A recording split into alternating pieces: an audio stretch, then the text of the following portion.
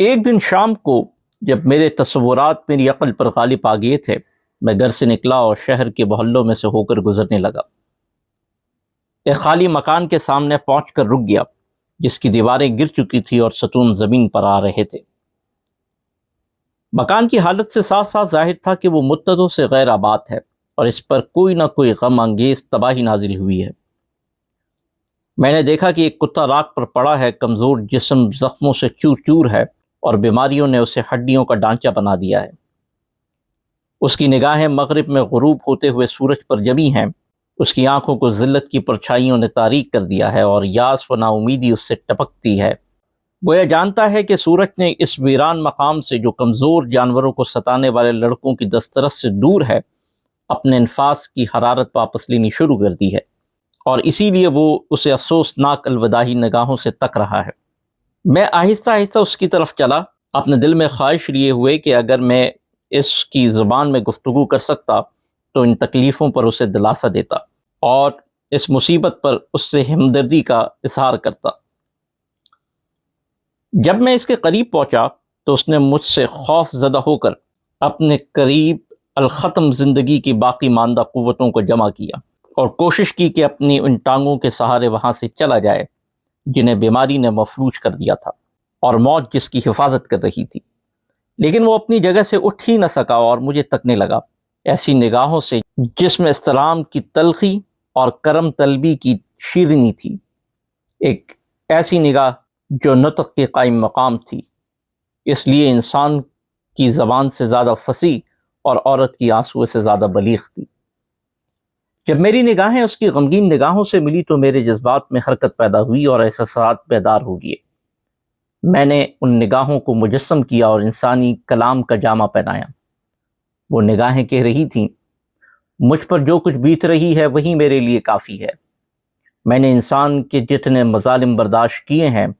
اور بیماریوں کی جتنی تکلیفیں جھیلی ہیں وہی میرے لیے بہت ہیں۔ جاؤ مجھ پر اور میرے سکون پر رحم کرو، مجھے سورج کی حرارت سے زندگی کے کچھ لمحے حاصل کرنے دو۔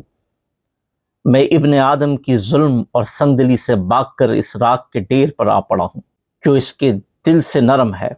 اس ویرانے میں آ چھپا ہوں جو وحشت ناکی میں اس سے کہیں کم ہے۔ میرے پاس سے چلے جاؤ کہ تم بھی زمین کی انہی رہنے بسنے والوں میں سے ہو جس کے فیصلے ادھورے اور انصاف سے عاری ہوتے ہیں۔ میں ایک حقیر جانور ہوں، لیکن میں نے انسان کی خدمت کی ہے، اس کے گھر میں ایک مخلص و وفادار کی طرح رہا ہوں۔ اس کی رفاقت میں نے حفاظت اور جاسوسی کے فرائض انجام دیے ہیں۔ میں اس کے غم اور خوشی میں برابر کا شریک رہا،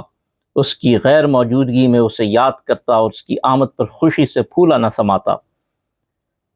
میں نے اس کے دسترخوان کے ٹکڑوں پر قناعت کی اور اس کی چھوڑی ہوئی ہڈیوں کو اپنے لیے نعمت سمجھا، لیکن جب میں بوڑھا ہو گیا، بیماریوں نے میرے جسم میں اپنے پنجے گاڑ دیے تو اس نے مجھے نکال باہر کیا اور گلی کوچوں کے بے رحم لڑکوں کو کھلونا اور بیماریوں کے تیروں کا نشانہ اور ہر قسم کی غلاظت کا مرکز بنا دیا۔ اے آدم کے بیٹے، میں ایک کمزور جانور ہوں، لیکن مجھ میں تیرے ان بہت سے کمزور بھائیوں میں ایک نسبت ہے جس کی قوتیں جواب دی جاتی ہیں تو روٹی کے ایک ایک ٹکڑے کو محتاج ہو جاتے ہیں اور تباہالی کے گڑھے میں پڑ جاتے ہیں۔ میں ان سپاہیوں کی مثال ہوں جو اپنی جوانی میں اپنے وطن کی طرف سے لڑے اور ادھیڑ عمر میں کھیتی باڑی کرتے ہیں، لیکن جب زندگی کا سرمائی موسم شروع ہو جاتا ہے اور ان کے پاؤں ہاتھ بیکار ہو جاتے ہیں تو انہیں دھکے دیے جاتے ہیں، انہیں بلا دیا جاتا ہے۔ میں اس عورت کی طرح ہوں جو اپنی جوانی کو جوان دل کی تفریح کے لیے بناتی سنوارتی ہے، بیوی بن کر بچوں کو پالنے کے لیے رات رات پر جاگتی ہے، پختہ عمر کی عورت ہو کر مردان مستقبل تیار کرنے کے لیے مصیبتیں اور صحبتیں اور تکلیفیں اٹھاتی ہیں، لیکن جب بوڑھی ہو جاتی ہے تو وہ مکروہ چیز سمجھ کر بالکل فراموش کر دی جاتی ہے۔ آہ اے انسان، تو کتنا ظالم ہے اور کس قدر سنگ دل۔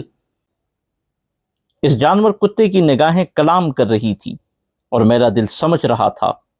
میرا ذہن کا یہ عالم تھا کہ کبھی تو اس پہ زبان جانور پر ترس کھاتا تھا اور کبھی اپنے اپنائے جنس کے ہولناک تصور سے لرز اٹھتا۔ جب اس کتے نے اپنی آنکھیں بند کر دیں تو میں نے اسے پریشان کرنا مناسب نہ سمجھا اور وہاں سے چلا گیا۔